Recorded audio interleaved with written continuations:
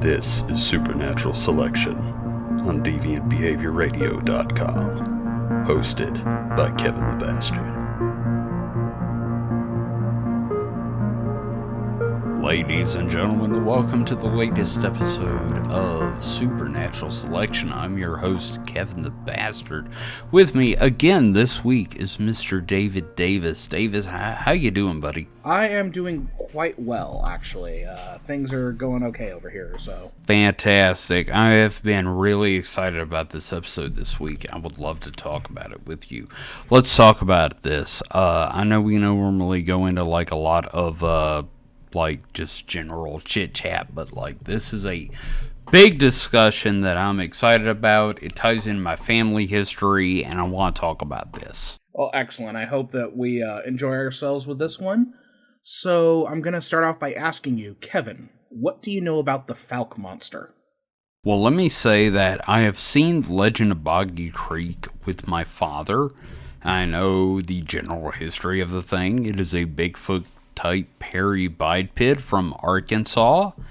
It is permanently linked to folk music in my mind, or Fouke music. Oh, if you care to go there. Boo. Yeah, I know, it's terrible. I'm sorry. Well, we won't be getting into the music aspect in this episode. That's good, because it's terrible. Now, notice that I mentioned this episode because we are doing our first two-parter. I'm excited about this, man. I'm so excited that we're doing a two-parter, and I'm excited that you are at the tiller for this, because you have done some amazing outlines, and this is definitely the episode to do a two-parter on. Now, yeah, so like I want to say that it's definitely worthy of a two-parter, but it also may just be being unable to edit myself. So we'll find out by the end of these two episodes. That's fine. You know what? I think people are going to find this really interesting, because I know I did. Right, and I think we're going to have a little bit of an interesting spin on it, so I'll kind of dive into that as we go. So, right. The story of the Fouke Monster is familiar to many a child of the 1970s as the Boggy Creek Monster. Absolutely. Now, it is a story about the story that we're going to be telling today is a story about a town, a man, and, if you believe it, an actual monster. I'm sorry, I don't believe it.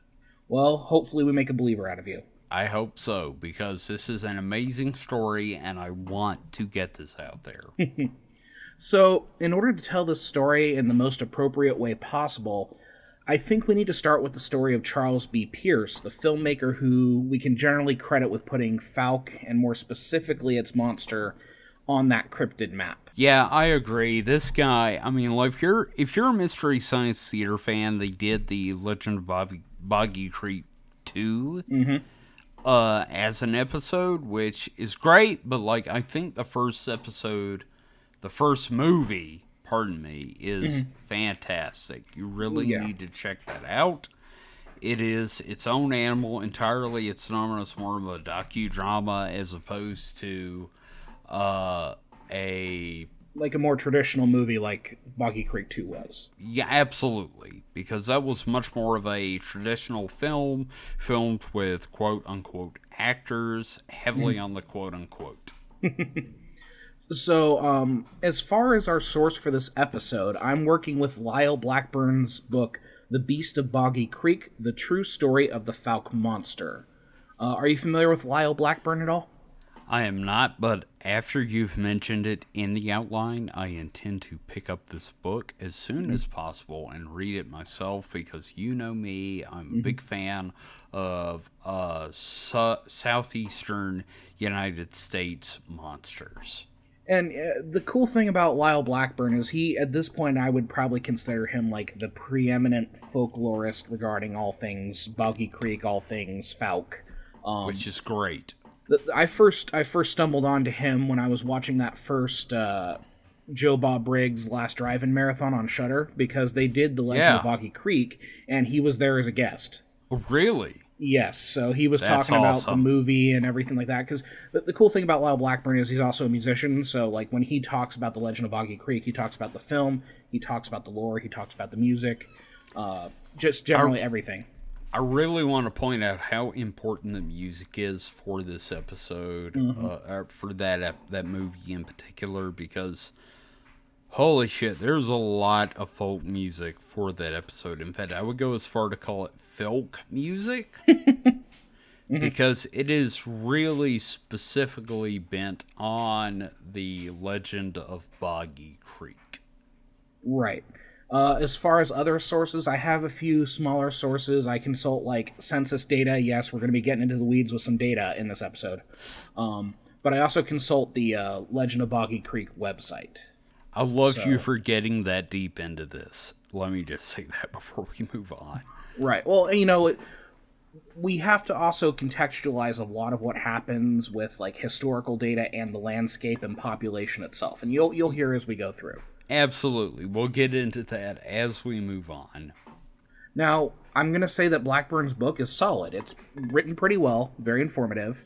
It's also just skeptical enough. You can tell Blackburn is a believer of some of the information that he's talking about, but he also does a good job of, treating it with a grain of salt and debunking it. It's also a little over 200 pages, which is a nice little weekend read, I think. I agree, and I love books that are just skeptical enough. That's why I love the Jerome Clark books, because they're not like, this is real. There's a lot of skepticism in it, so I really love that. All right. So now what we're going to do is we're going to dive into our episode, and what I want to do is I want to bookend this entire discussion with Charles B. Pierce. Please do. One of the main reasons we're even talking about the Fouke monster today, and that's Fouke spelled Fouke, is due to the efforts of this man, Charles B. Pierce.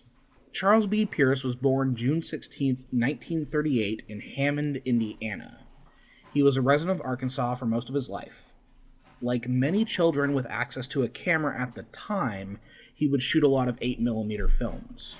And that is entirely true, because speaking as a child of the 80s, if you had access to a camera, you would often do short films, or you would do like cheesy little camera tricks, like somebody force choking someone else and someone would disappear.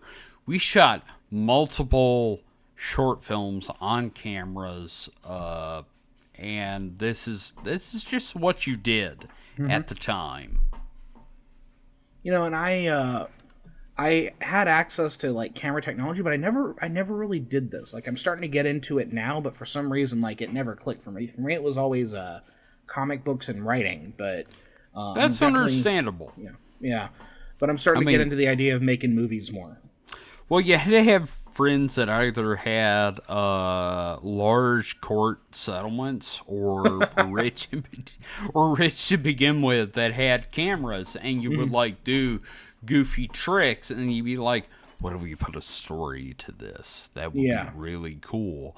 And we ended up doing like a lot of comedy or horror films set to these cameras. So I totally get that. You get access to a camera, and suddenly you're like, I can do this. I can be the next... I don't know who it would have been back in the 60s, but today it would have been like the next Spielberg. Yeah. So, yeah. I did some shooting in high school. A lot, not like school shooting, but like camera stuff for like the morning announcements, because we had like video announcements in the morning, and I used to do the editing for that. That was fun, but absolutely, yeah. So yeah, like a lot of kids at the time who had access to a camera, he would shoot these kind of movies and that sort of thing. So around the mid-1960s, he took a job at KTAL-TV in Shreveport, Louisiana. Hot dang, that's down near my neck of the woods. You all there down by Shreveport? Well, let me tell you about Shreveport down there. You gotta get them mud bugs before that rain drowns them. It's great how you just kind of slip into that accent. That's fantastic. It's so close to home. I can't explain it. So yeah, he takes this job at KTAL TV as an art director, and then he'd later work as like a weatherman and host a children's cartoon show. I'm not gonna lie, that's kind of the goal for everyone, because nobody gives a shit what you do on a children's television show. You show Popeye cartoons, and you get weird. And then, of course, being the weatherman, you're like a local celebrity. Oh, absolutely, man. Yeah, over here in California and LA, we have Dallas Rains, which is like the most perfect weatherman name. We had a guy here named, I can't actually remember his name, but we had a homosexual weatherman, and his symbol for snow looked like semen raining on Jackson. And we thought it was fucking hilarious because, like, that's oh, great. it was Rex Thompson, because when it was the semen raining, we said it was the Rex Nad weather. Oh man. So yeah. So Charles would continue to kind of like work across Louisiana, Arkansas, and Texas. He eventually moved to Texarkana in 1969 and started his own advertisement agency. Oh God, I am so sorry. Moving to Texarkana. Now, I've never been to Texarkana, so I'm not sure like how concerned I should be. I'm close, and I've just heard stories that there are two Texarkanas. It's like there's not enough bullshit for one Texarkana. They had to make two. Yeah, well, we'll talk a little bit about how it's divided up. We're gonna get into that. Yeah. So this move to Texarkana would actually be like very important, and his advertising work would put him in touch with a number of people in the area. Eventually, when he starts his project, he would convince L.W. Ledwell, which just sounds like a businessman's name. Oh yeah. So he would talk to L.W. Ledwell, a local business owner, and he'd talk him into financing $100,000 of the $160,000 budget for Pierce's first movie, which is The Legend of Boggy Creek. Okay, first off, that is a lot of money for your first investment. That's like over half of your investment. Secondly, this is kind of starting to sound like Ed Wood going to the Baptist church, getting his investment, but minus the cross-dressing and Bela Lugosi and the heroin and the biopic. Now that I think about it, actually, they need to do a biopic about this called The Legend of Boggy Creek, because I would watch that. Yeah, me too. I think his story is like interesting enough, and it's so intertwined with this event. It really is. This would be an amazing film if anybody wants to go into it. So if you're listening and you happen to have like some investment, like $160,000, I would definitely say go into a movie about Pierce. This is amazing. So he wore many hats as an independent filmmaker. He was a director, screenwriter, producer, set decorator, cinematographer, and actor. And over the span of his career, he would direct 13 films, and he's considered to be one of like the first modern independent filmmakers, in the sense that he produced and assembled his films outside of the studio system that dominated the industry over the prior like 50 or 60 years. Yeah. So his two biggest films were the 1976 horror classic The Town That Dreaded Sundown. I have got to see that, by the way. It's very, very good. Interrupt. It's very good. I have heard about that, and it sounds amazing because it's about a Texarkana serial killer. Mm-hmm. And it feels really modern in a lot of ways. It's definitely like it was a couple years after Texas Chainsaw Massacre, but it's along that same kind of line of it being forward thinking like Texas Chainsaw Massacre. Would you say it's exploitative in a way? Maybe a little bit. It has that kind of like I guess you'd call it like cinema verite style. Right. Yeah. But we're gonna focus today on his most impactful film, which was 1972's The Legend of Boggy Creek. Now, a lot of people will badmouth this film, but you really need to see it. Well, and those people are assholes because they really are. Yeah. Another fun fact about him that I just felt like including: what's one of the most iconic Clint Eastwood lines that exist in film? Go ahead, make my day. And Charles B. Pierce is the one who wrote it. That is amazing. Yeah, he was a script contributor to Sudden Impact, that Dirty Harry movie. So yeah. He gave us Boggy Creek, The Town That Dreaded Sundown, and Go Ahead, Make My Day. look, this guy should be in some kind of a museum just for that. Mm-hmm. And, one of the particularly charming parts about Lyle Blackburn's accounting of all of this is that he kind of describes Pierce as a sort of, like, prototypical DIY guy. And, I get that. I have a lot of respect for this guy. I've done a lot of films myself. I may have mentioned that in your new podcast, Kid Stuff. I have done a lot of short films over the years. And this guy really managed to convey mood really well. They're not awards material by any means, but there's a charm to them. They definitely feel like they're from Arkansas.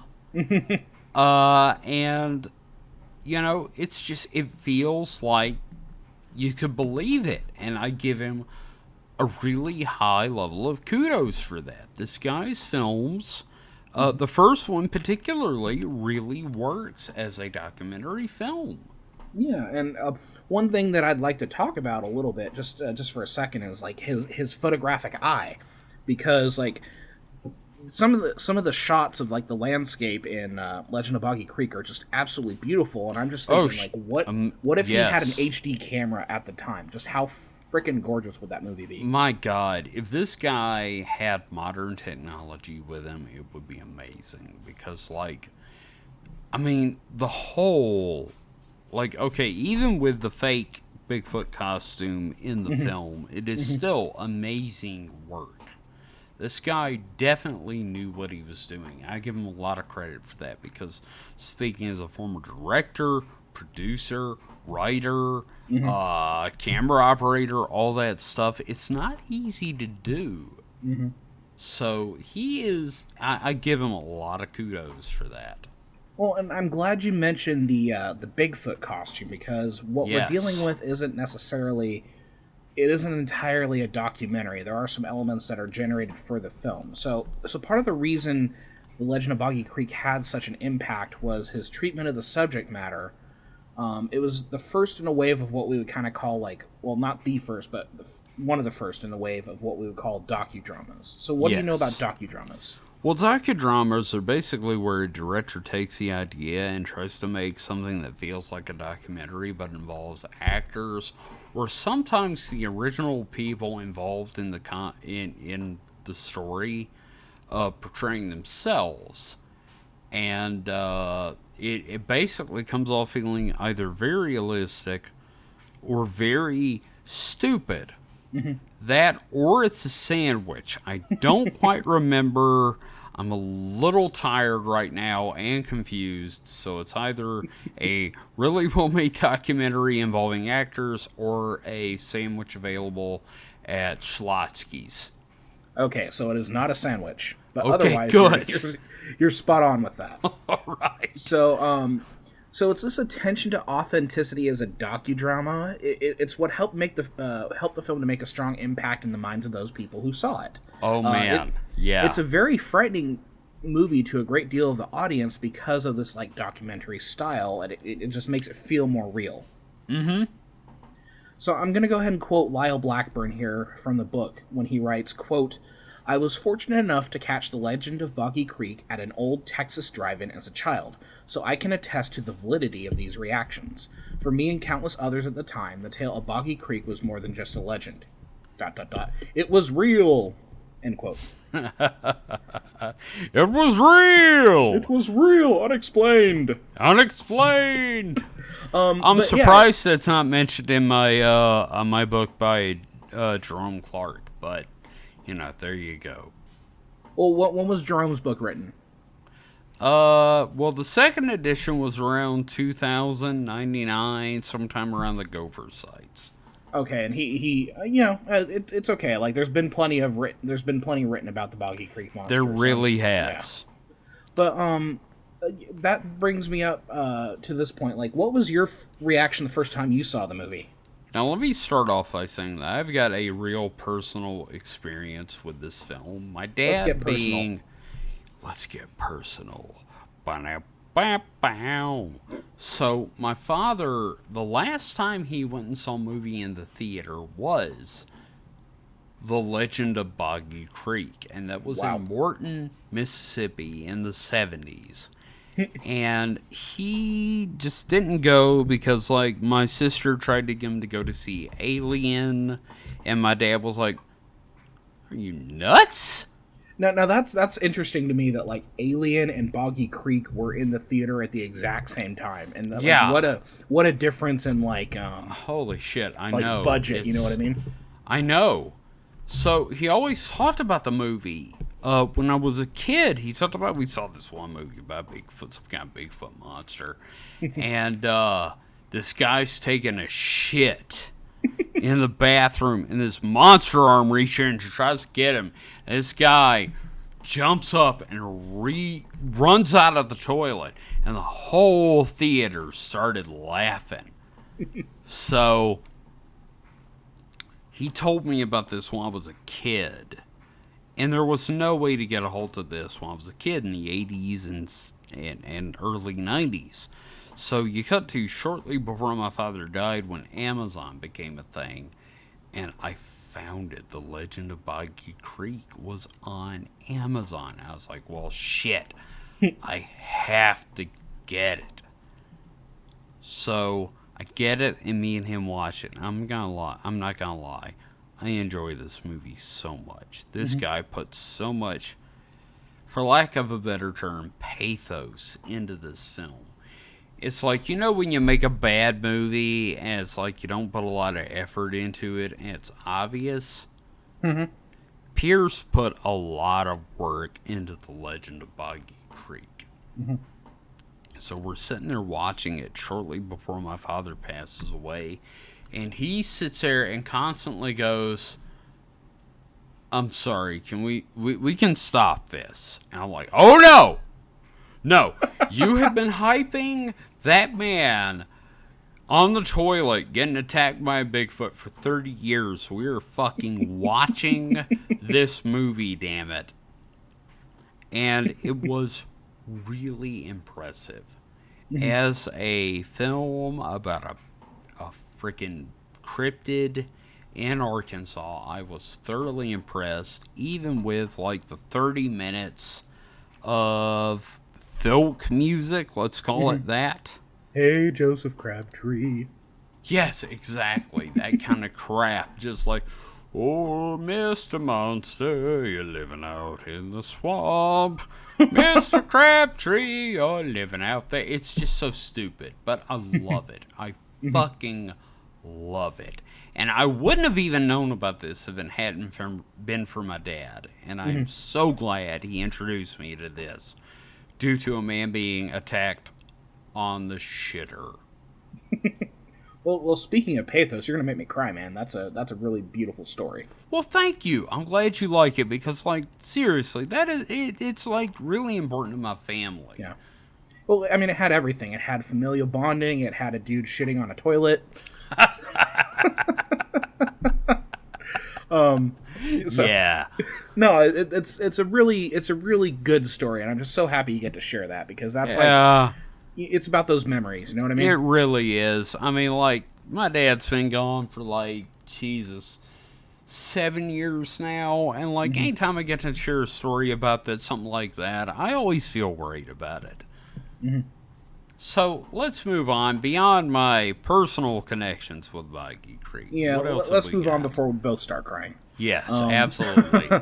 So, while I would be hard-pressed to consider Charles B. Pierce a believer in what was dubbed the Fouke Monster, he was definitely, like, even-handed in his exploration, and he kind of strove for authenticity. How he came to know about the Fouke Monster, whatever, was through the news. This flap, I'm going to call it the Fouke flap, was big news for a couple of years. So, I'm going to quote Blackburn here again, where he writes, quote, Yeah. "Like all residents of Texarkana in the early 1970s, Pierce had been following the sensational newspaper reports describing a hairy, ape-like creature which haunted the creeks near Fouke. As a result of his interest in the stories, he conceived of an idea for doing a regional film based on the phenomenon," end quote. Well, that is the smartest thing you could do because, holy shit, that is going to make a lot of money. You know, when I teach like essay craft to my students, one of those things that I talk about, like we have ethos, pathos, and logos, obviously, but Mm-hmm. the other thing is kairos, or like that opportunity, and this is like a perfect example of kairos, or getting that timing right. There was Absolutely. something in the air, he recognized it, and he ran with it. And we don't get a lot of that these days because Mhm. the internet diffuses these ideas across the world. But Mm. like back then, you would get like like you said in the newspaper, you would get like these ideas centered, and everybody would grab onto it, and then you could make a movie about this. Well, So like back in the day, you used to have like local reporters. Now everything's kind of run through the AP. yeah, I mean, I found a friggin' article from our local paper in something from I want to say it was somewhere up in the Midwest. Hmm. And I was like, it was about a local gallery closing. I'm like, I don't think you guys need to know about that. Right. Yeah. So, with that, before we continue following Pierce's contribution to the legendary status of the Fouke Monster, I think we need to kind of cover the evolution of like local stories that caught his attention. Yes. So, in case we missed the description of the creature just now, you know, and then earlier on, this is a Bigfoot episode. Yes. This is certainly a ghost monkey episode. I hate that term so much. I know you do, but I can't help it. That's my phrase. Oh my god. Okay. It's ghost So, monkeys. oh no. So what I want to do here is I want to talk a little bit about like the region where all of this takes place, because that plays a lot into this story. Now, having a fiance from Arkansas, I've been through a few of these areas, so it's really interesting, and I'll throw some ideas in there as we go. Yeah, you're closest to that area, so I definitely I want to hear your thoughts am. on this. So while we can credit Pierce a great deal for the fact we are talking about the Fouke monster today, it also helps that the sightings of such a creature were common enough and distinctive enough that the creature would still be known to us today. Like it happened that There's, much.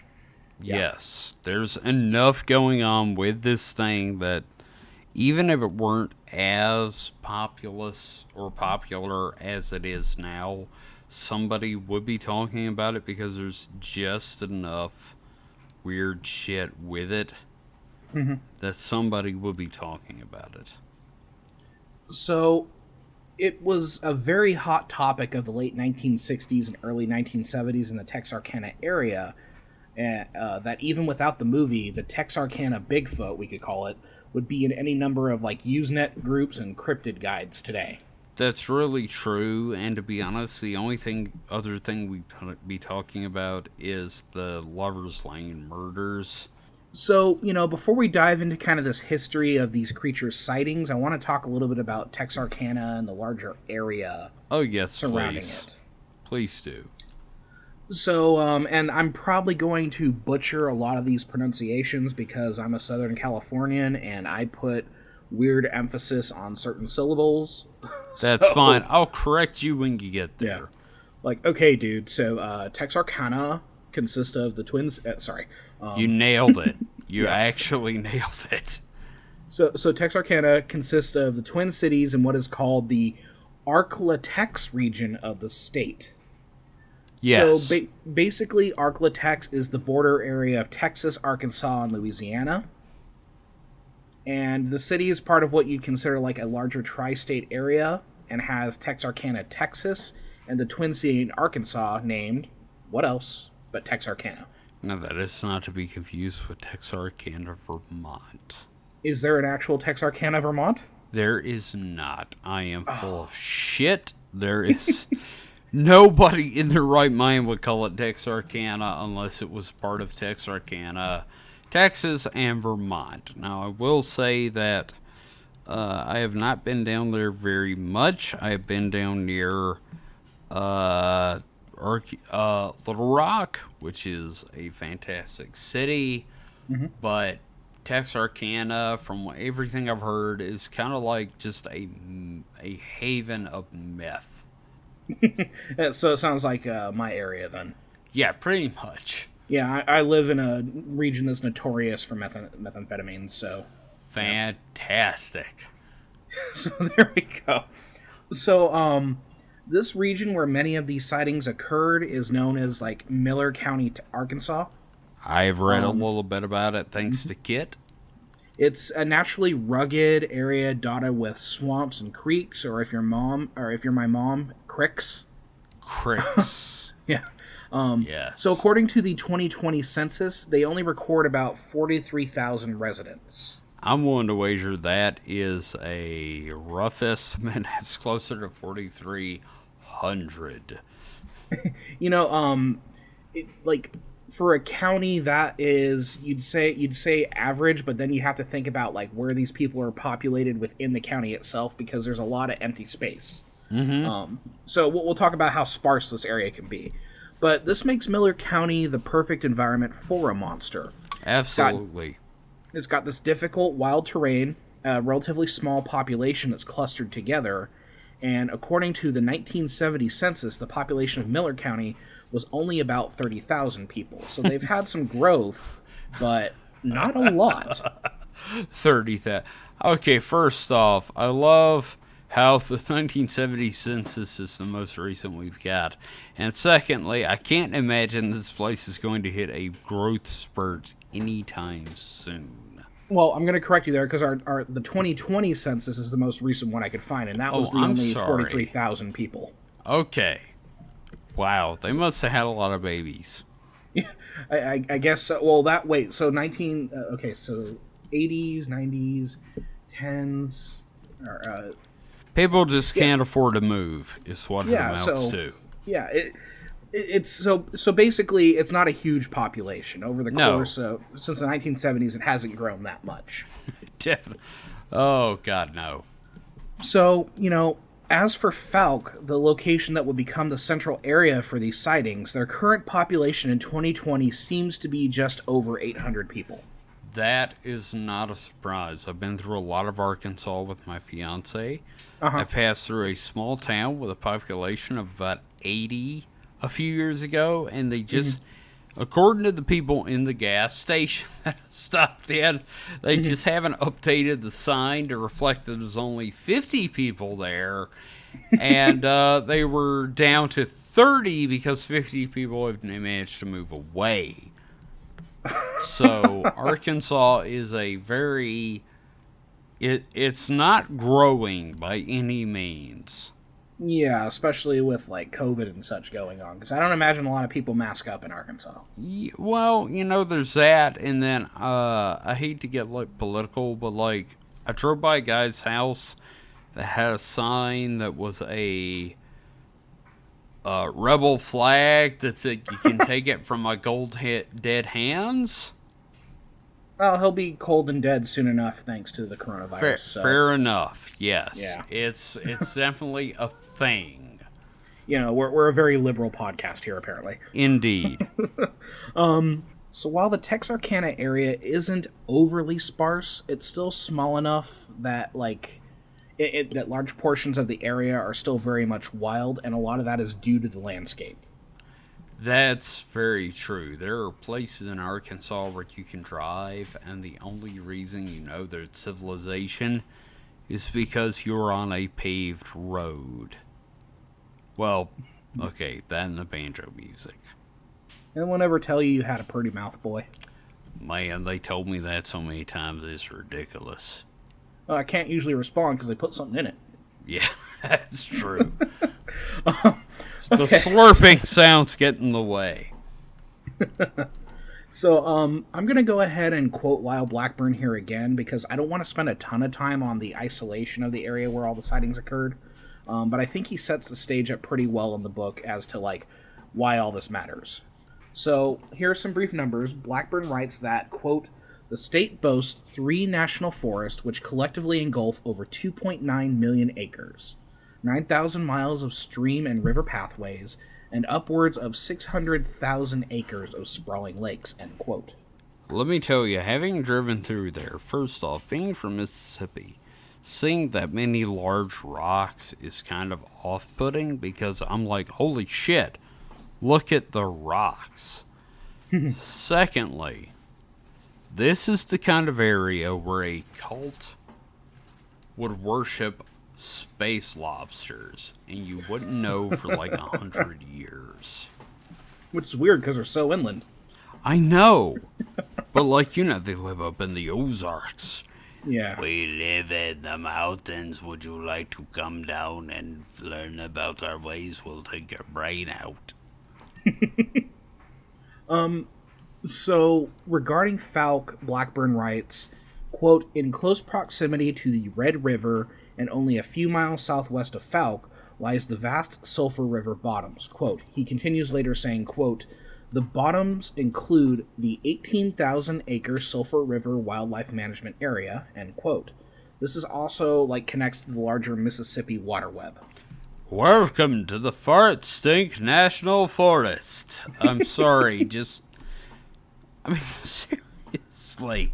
Sulphur River bottoms. That just sounds like a case of the Hershey squirts. It really does. I'm so glad you know what the Hershey squirts are, so that I don't have to explain them. Oh, God, help me. I need some calamine. I got the Sulphur River bottom.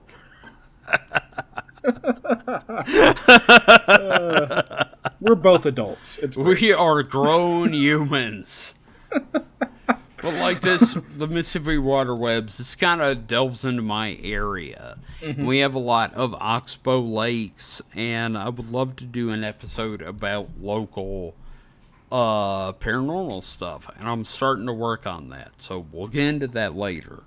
Maybe you'll be the Lyle Blackburn of Mississippi then. Damn right. There you go. So this area in particular is more or less untouched by humans, but it's like this tangled series of patches of hardwoods, cypress trees, and a network of creeks and lakes. So it's not the most navigatable terrain. As we can see, this is an area that is absolutely prime for monster sightings. It's an area of low population density and a lot of territory that is just generally unfriendly to settlers. Alright, I really need to point out that this is one of those few times where the white man coming into the area looked at an area that the Native Americans decided not to settle into, and everybody was like, oh, hell no, fuck that. I'm not moving in there. I mean, seriously, if the natives are not willing to move into there, your best bet is to just not move into there. Mm-hmm. Well, and, speaking of settlers, sightings of something in Fouke go back a long, long time, particularly sightings of what we would call wildmen. So, Kevin, pray tell, have you ever heard tales of the wildmen? Are we talking about real wild men or David Lee Roth? Yeah. Alright, actually, there's two types that I'm familiar with. The first is your caveman-like guys that live out in the woods like a feral hermit. There's a guy that lived in, I want to say, Canada that everyone knew about, that, everybody kept catching, and he was, raiding traps of beavers, and he's just this wild man. And then there's your legend, the one in Natchez of the wild man named Joe that they caught down in Natchez on the railroad tracks, which I think we've got a similar story coming up. But the basic idea is an ape-man. So there's the two types. There's the caveman and the ape-man. And I think you're exactly right. And I think we could probably do an entire episode that's just nothing but wild man stories. Oh, yeah. But, wild men are a common feature of cultures all over the world. You've got the Chinese Yeren to the British Wodwos. Wodwos! And, throughout human history, there are these sightings and tales of wild humans that pop up to remind people that there's a lot of, empty, end quote, uncivilized, unquote, land out there, full of things that are, unknown and mysterious to us. I love this idea, because it's just the idea that we don't know everything yet. Yeah.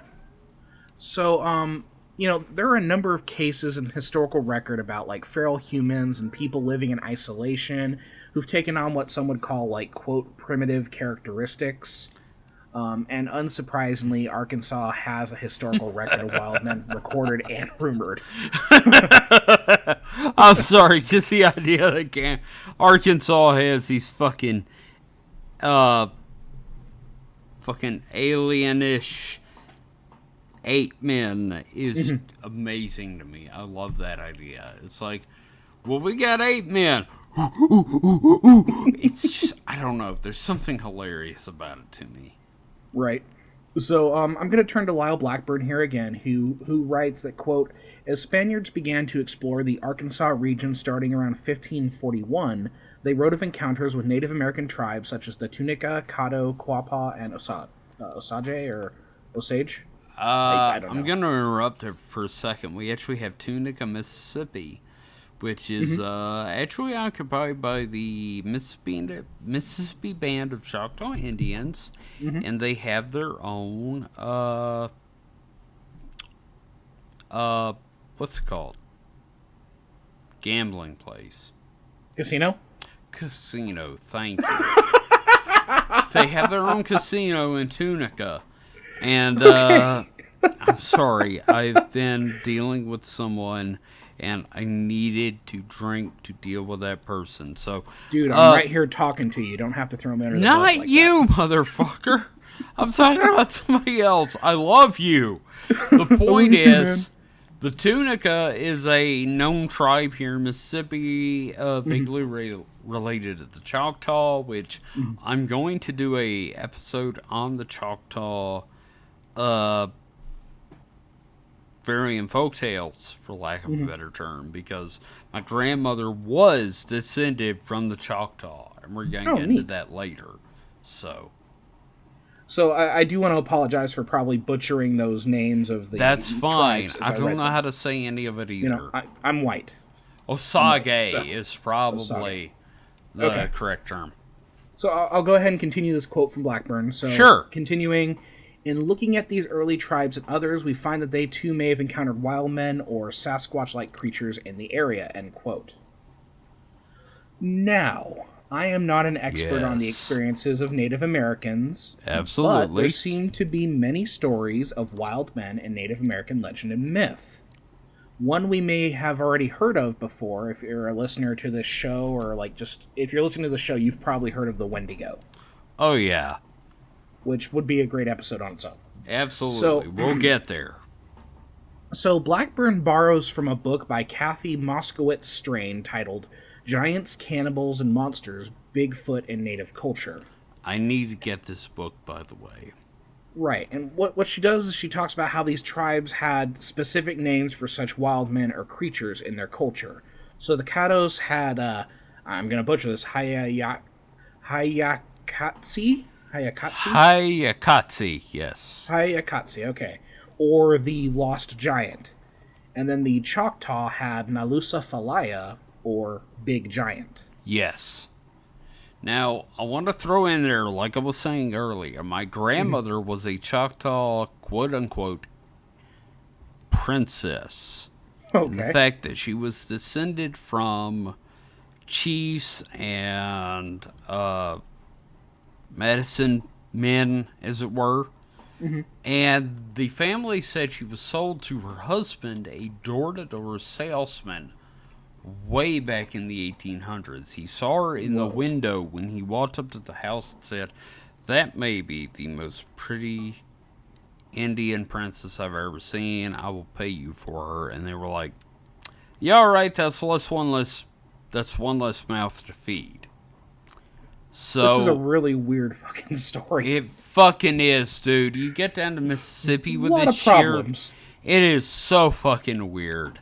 But the point is, I wish she had been alive during the later portions of my life, because, like, when I was growing up as a child, she was fucking ancient. She was in her hundreds when I was 6. Damn. I know. And there is so much weird shit she hinted at. She had weird little, childhood, like, I don't know, like things you would sing to people when they're going to sleep. What's the term? My brain is fucked. Lullabies? Lullabies, thank you. It's like playing Choctaw. Mad Libs with you today. I swear to God, man. But like Choctaw lullabies, and I wish I remembered all of them. But there was one about lizard gizzards, and we're gonna do an entire episode about Choctaw, just general beliefs, and we're gonna get into that. But for now, let's move on.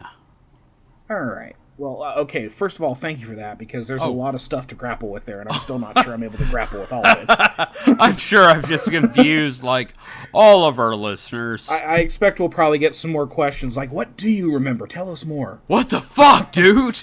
Yeah. Like, are you descent? Yeah, it's, okay. I am descended from medicine men. Let's move on. Okay. So, I'm going to talk about, we're going to kind of wrap up here with a few encounters, which I'm sure we're going to enjoy, because those are always fun stories to tell, these wildman encounters. So, one of the first encounters with a wild man recorded after Arkansas acquired statehood was published in the Arkansas Gazette and Memphis Inquirer on May 9th, 1851. So we're going back a ways. I'm always a little concerned about these, because that was during the time where it's like, I'm going to make some shit up. Mm-hmm.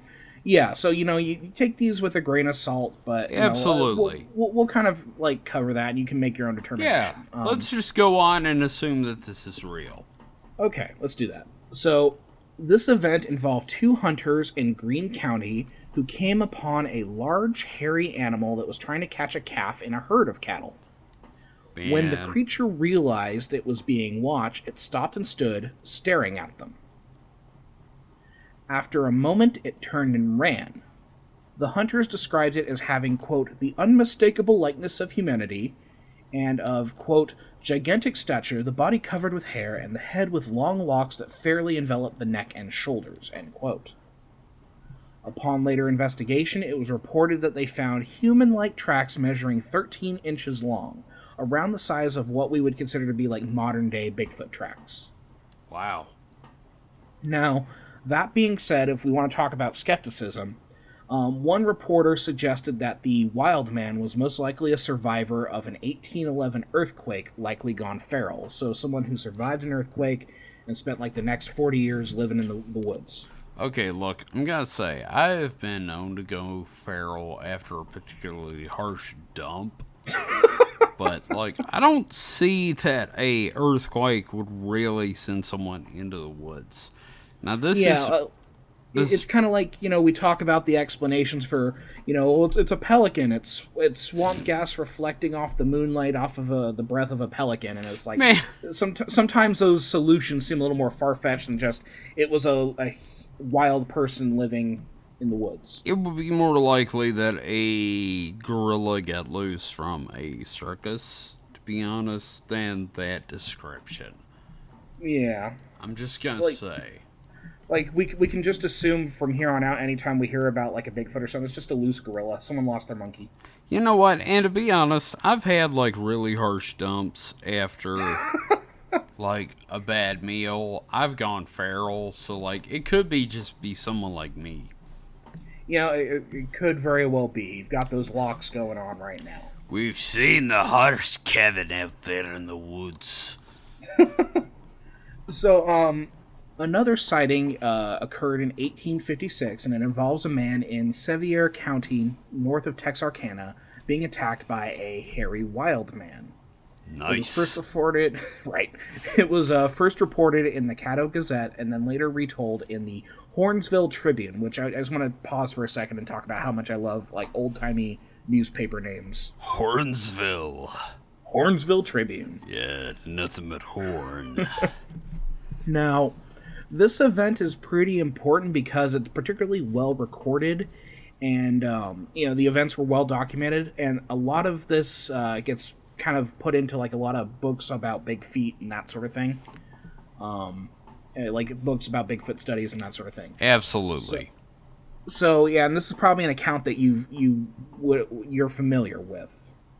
So This account eventually came to involve an entire party of men chasing what was described as a, quote, a stout, athletic man about 6 feet 4 inches in height, completely covered with hair of a brownish cast, about 4 to 6 inches long. He was well muscled and ran up the bank with the fleetness of a deer, end quote. All right, look, I'm not gonna lie. I know people that match this description these days, and I could see someone chasing them. Honestly, I don't know. It sounds like a hairy dude that I don't know today. It also sounds a little thirsty for the Bigfoot. It really does. It's like he was a sexy boy running through the woods. He was a sexy hairy man. Oh my God! As fast as a deer. I wish he'd run into my heart. I swear to God, I'm only saying that, like, if this man had run into me, he might not have got away. Yeah, so it's kind of like a little thirsty, I think. Or maybe it kind it's of just is. Because, yeah. It's sexy Bigfoot. Let's go ahead and go there. All right, so let's continue our sexy Bigfoot story. Absolutely. So, according to the story, the party had tried to take the creature in alive, but when approached by one of the men, the creature rushed him and, quote, tore him in a most dreadful manner, scratching out one of his eyes. End Holy quote. shit. Right. So the further wrinkle in this is that the creature acted violent, which is kind of rare in Bigfoot or wild man encounters. Unless you get into Alabama and Florida, where you get the booger monster and the swamp ape, which is way more violent than your normal Bigfoot. I mean, like, they have, like, just assaulted people's houses, assaulted campsites, they have attacked cabins, and I'm just saying that, like, the southern Bigfoot is way more redneck than your typical northwestern Bigfoot. Right, and our Boggy Creek monster, when we get into the second episode where we talk about the Fouke flap. Yes. Which yeah, Fouke definitely flap, is in this sphere. Yeah. Fouke flap just sounds like a disease you get from genetics. Come here and disinfect my Fouke flap. Could you come put some stuff under my Fouke flap so I can go to the store today? So, Damn it. So yeah, so that was like one of the weirdest things about this, that it was like a violent encounter, because that's generally rare. It gets even weirder, though. Oh, please tell me. So, more alarming, the creature apparently tore off a horse's saddle and bridle. Holy grabbed shit. a switch, like literally grabbed like a twig or something, mounted the horse and rode off into the distance. Right. So further evidence that this was probably a wild man and not a Bigfoot. Oh my God, I am just picturing a Bigfoot and assless chaps riding off into the sunset to the William Tell Overture. Oh my God. And what you'll find is a lot of the Bigfoot books tend to omit this part of the story. Of course they do. Nobody wants that in there. Nobody wants the Bigfoot riding a horse and assless chaps. Jesus Christ, that's amazing. It is a great story, because then it's like, okay, so it's weird because it gets violent. It gets even weirder because it fucking rides a horse off into the distance. I'm bringing this up at work and seeing what my friends say about this. Holy shit. Right. It's such a great story, but it's one of those where it's like a portion of the story is used in a lot of Bigfoot stories, and then like they omit the part where it rides off onto a horse. To Lyle Blackburn's credit, he does not omit this. I love Lyle Blackburn just for that, man. Right. And, it's just a further example. That's why I put this in, like, the wild men encounter portion of our attraction here. Yes. So that is our second story. I have one more story for us. Oh, I can't wait for this. So our final encounter for this episode took place in about 1865 in the Ouachita Mountains, I believe. That's as close as I can get it, man. Right. It's like certain Indian terms I can get. That one I can't. Right. So the Ouachita Mountains near Saline County, Arkansas. Saline, like salted water. Yeah. Yeah. Yeah, salt is salty. Salt! So Blackburn sources this story to Otto Ernst Rayburn's 1941 book, Ozark County. Country. Country. Ozark Country. My bad. No, not a problem. So, known as the Giant of the Hills, this creature was about 7 feet tall, covered in thick hair, and lived in the local caves. Now, apparently the locals found him to be frightening, but there are no, stories of him harming anyone. Now, because humans are dicks, and despite the peaceful nature, apparently he was lassoed up in a cave and taken to the Benton jail. Oh my god. They attempted to dress him, but he ripped off the clothes and escaped. Now, the details here are a little vague, but it was said he was captured again, but we don't have a further record of this. And this, to me, is basically just the plot of the movie Missing Link. I'm sorry, man. I've read a lot of plays, and this is the weirdest version of Pygmalion I have ever heard. Wouldn't it be loverly? And I'm just saying, this is straight up My Fair Lady with a Bigfoot. Right. And what I find so interesting about this encounter is because you could tell that Otto Ernst Rayburn was working with the local lore, so he was working with what he had. Instead of writing a tidy ending to this, he just points out apparently they captured it again, but we don't know what happened after that. Which I'm gonna give him a lot of credit for that, because that's a lot of what Jerome Clark does when there's no clear ending. He's like, well, this is where the story ends. Let's move on.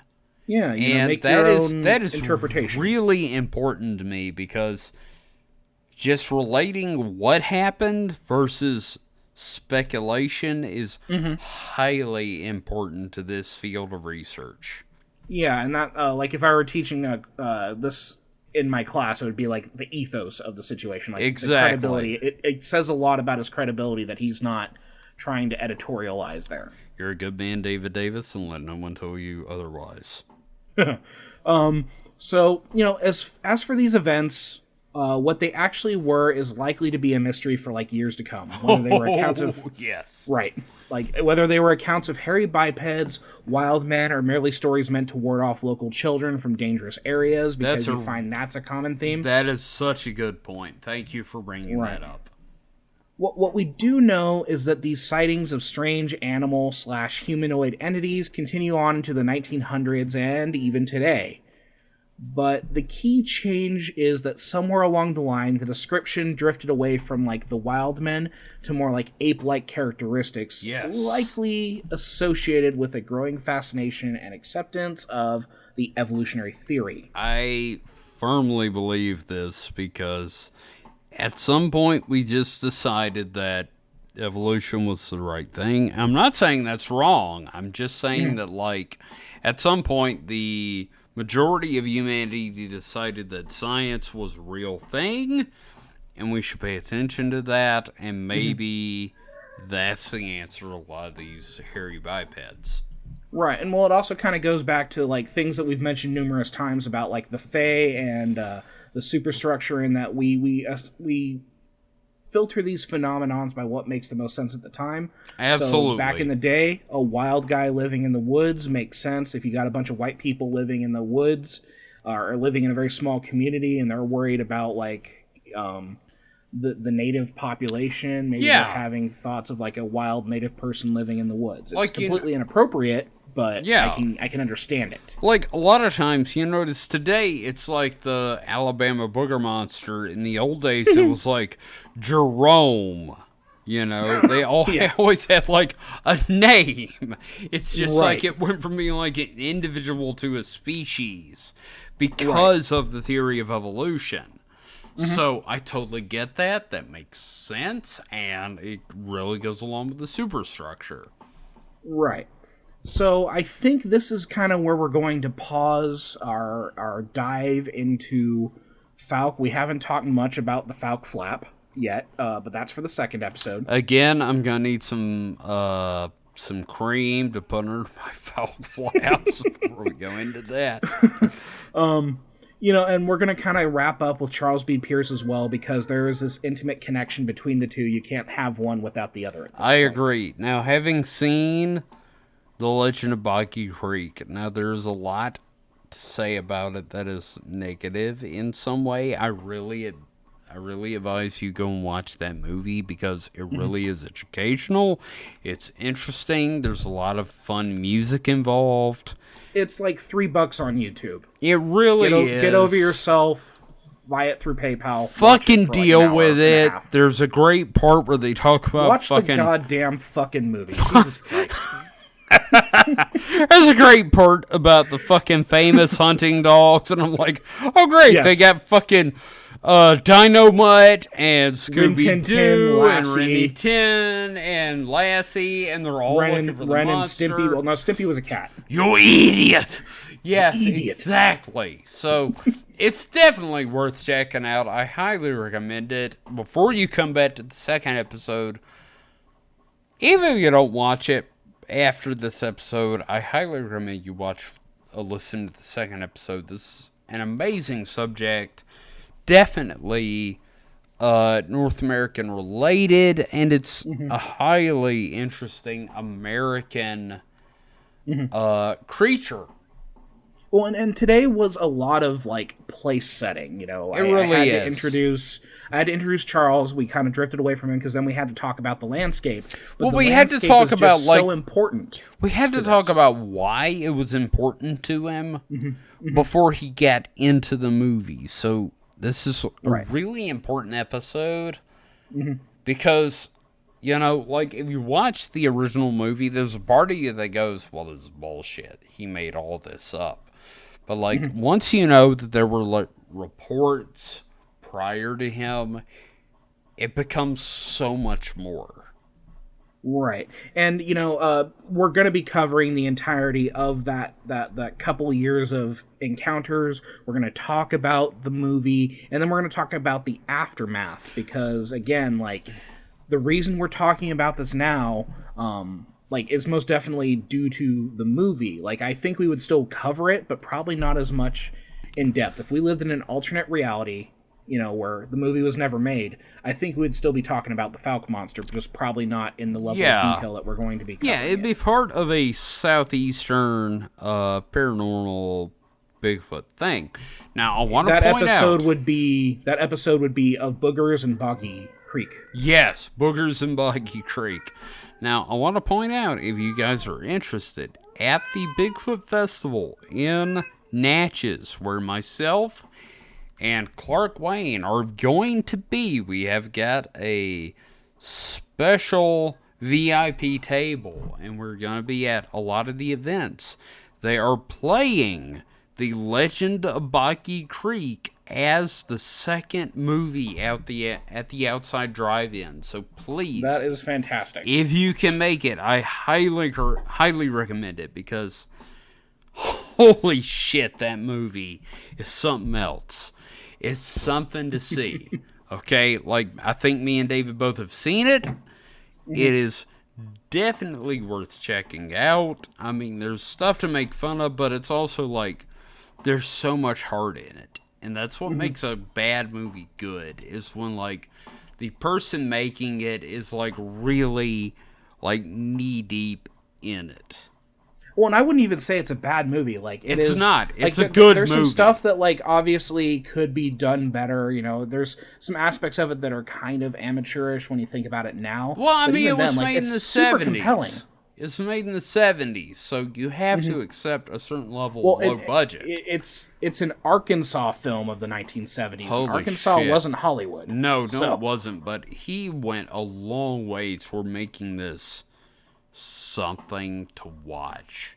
So I highly recommend watching it or coming down to the Natchez Bigfoot Birthday Bash. That sounds like so much fun. I swear to God. And we're going to have a table there. Me and Clark Wayne are going to be there. I highly recommend you come down, talk to us, watch the movies. There are going to be a lot of professional Bigfoot hunters from the Discovery Channel and History Channel there doing... I assume you're going to get some recording done, like asking them questions, right? Oh, That might God, be, like, yes. a fun episode, yeah. I have got my recording kit right here next to me. I'm holding it in my fucking hand. This Yes. happening. We're going to make this the best live episode we can for the time being. So please, if you can make it down there to see it before we record, I highly recommend you come to Natchez, Mississippi for the Bigfoot Festival. Check it out. There's a Facebook page and a website. We have got private episodes. We've got live episodes that will be recorded. It's gonna be amazing. Private episodes, podcasting for money, do what you want us to do. Yes, absolutely. I will fucking jerk it to get your money. I don't care. We still only have one Patreon to the episode. David Holyfield, thank you again for being king of the podcast. You are awesome. We love you so much. Tell us how Evander is doing. What's that? I was making a Evander Holyfield reference. Okay, that's great. I don't get the joke. He's David Holyfield. Yeah, tell us how Evander is. I'm sorry, it was a stupid joke. That's what I bring to. No, it's okay, man. I am like tired and out of my mind right now, so I'm gonna assume everybody got your joke but me. So, David, let's go with you real quick. Where can people find your material, your amazing stuff, and your Child's Play podcast? All right. Well, so I just recently launched a Child's Play podcast for the website Haunted MTL. It's a Canadian horror website. I write articles and such over there. I do a lot of Joe Bob Briggs recaps, and Shudder actually contacted us. They gave us a promo code. I can't give it out yet, but because they apparently like the recaps that I write, so that's fun. So fucking awesome, dude. But the podcast, it's all about Child's Play. You were my first guest. Yes. I am so happy about all things that. Chucky. Yes. And I plan on covering all the movies. I have a couple one-off episodes, and I'm going to be covering the TV show. I cannot tell you how happy I am to have been on that first episode, because it gave me a chance to go back and watch the first movie. And if you're not a big horror fan and you're listening to this, you need to go back and watch Chucky. I mean, I know it seems silly. Oh, a doll. But like once you get into it, it's fucking scary, dude. Right. It's a fucking doll killing people, man. So what you can do is you can go to Haunted MTL, and under podcast, you'll see Kids' Stuff, a Chucky podcast. We're going to be getting that on Spotify, iTunes, all of the aggregators. I have to wait for a couple episodes first because I want to take advantage of that like premiere promotion thing, because iTunes will like bump up the podcast, but if you only have one episode up, it's kind of a waste. Absolutely. Look, if you need some help with that, let me know. I obviously have a little experience with that. Yes, you do. I can say right off the bat that I had so much fun doing that first episode. I can only imagine the second episode with Gage is amazing. You guys need to check this out. It will change your viewpoint on the Child's Play septology. Is that the term I'm looking for? Yeah, because there are 7 films, although, like, how do you factor in the TV show into all this? I don't know. There's the trilogy, Exactly. and then the blank of Chucky films, and the TV show, which I watched the most recent trailer, and holy shit, I'm down. And, like, it's bringing, like, everything together, but, you know, that's a subject for another podcast. Oh, yeah. A whole other series. Yes. That being said, you can also find me on the social media as at HPKOMIC, HP Comic. You can also listen to my radio show on Deviant Behavior Radio called The Mutant Hours. One of our most successful shows, by the way. We love The Mutant Hours. You need to check it out. Yeah, and you can catch that on Mondays and Wednesdays on midnight at midnight Central Time. On Deviant Behavior Radio. I like to do little goofy themed shows. I think last week was a Twin Peaks remix tribute, where it's just a tribute album, of different songs remixed. It was a great show. Like, I had a ton of fun with it. and I'm probably going to try to do an anime night this month. That is awesome, because you know how I feel about anime. Anime? What the Anime? fuck? Anime? Anime, get back in the trailer. Get back under that damn house right now, you bitch. So, Oh, jeez. sorry. I'm, like, trying to fucking deal with what I've dealt with today. Anyway, the point is, thank you, David. Of course. I Thank love for you, having me buddy. on. You are one of the best co-hosts ever. You and Mike are like if I had to divide my heart into three people, it would be me, you, and Mike. Aw. So if you're interested in catching up on anything, sending information, you can find us at supernatpod.rocks. ROCI. What the fuck? ROCKS. supernatpod.rocks. And we also have the question form. It's a form where you can send information to us if you have any questions for the podcast. Mike is getting very, very impatient for questions. So please send some questions. He's starting to get a little angry now. I am watching him chew Owen's courting right now. So please send some questions so he doesn't give himself mesothelioma. Beyond that, if you'd like to get in touch with us, you can hit us up at thatbastage, BASTAGE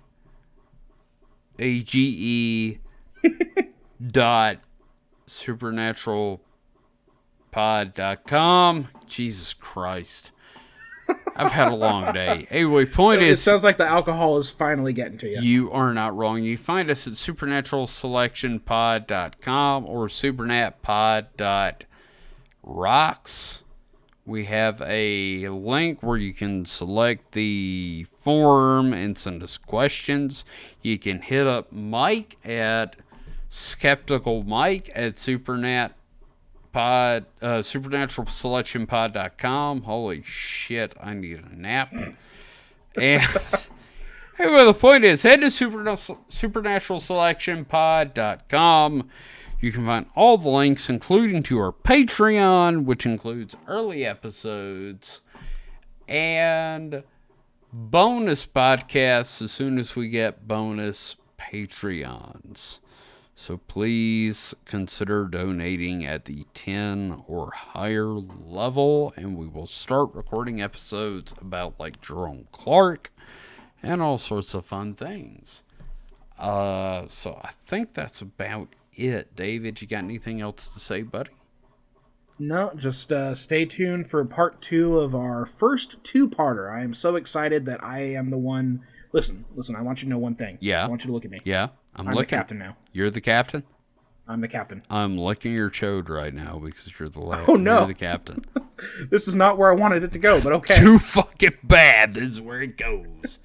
So, seriously, I'm excited that we're going into our first two-part episode about something as amazing as the Fouke Monster. We'll be back next week with part 2.